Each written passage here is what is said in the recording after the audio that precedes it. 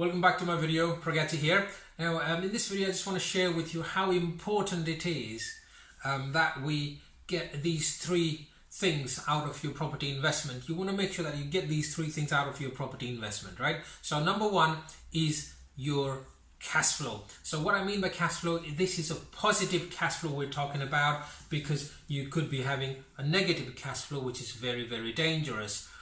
Now, negative cash flow is when you have to put an extra money out of your pocket or your savings to actually run that property because you are not receiving enough rent, or maybe your mortgage is too high, or the maintenance of the property is too high. So because of all of these reasons, if your outgoings from the property is more than what you're actually getting, you're in negative cash flow. So please make sure that the property that you buy firstly has got guaranteed positive cash flow. Very, very important.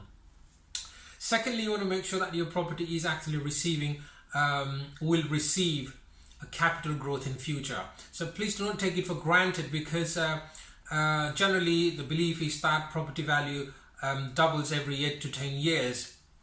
So but that is an average. It's a countrywide, UK countrywide average. So in some areas maybe it's not doing that, whereas in some areas maybe it could have been doubling or tripling. So that's an average figure, and do not take it for granted. You do have to make sure that your investment property do receive capital growth in future by making sure that the area that you invested in has got the fundamentals of property investment, such as your transportation, your schooling and higher education. You got job prospects in there. There is regeneration, other new projects coming in there. So all of these things plays an important role to make sure that that community, that area actually gets a capital growth in future.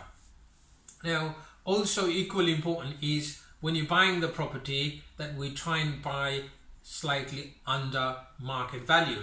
How you can buy under market value is, again, it's a different strategy, it's a different thing to be covered in a different video, but you're more than welcome to message me directly if you've got any questions about that. So we're going to make sure that the area gets capital growth, and also use strategies and techniques to try and buy the property below market value. So, and finally, the properties that you build up, the portfolio that you build up, I'm sure you're going to use it. This is your legacy that you build up, which you're going to pass it on to your future generations, for your children and grandchildren, for which they will thank you and remember you for the future. So this is your legacy that you're building, because when you eventually leave this beautiful world, you won't be able to take all of that with you. So it's important that that we pass the legacy on to our generation.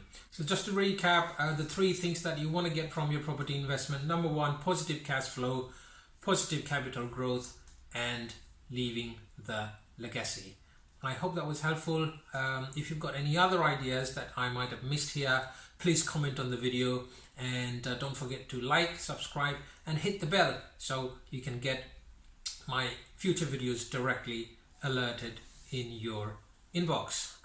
Thank you so much for watching until the end of the video, and if there's any topic that you'd like me to cover, please comment again, and I will see you on the next video.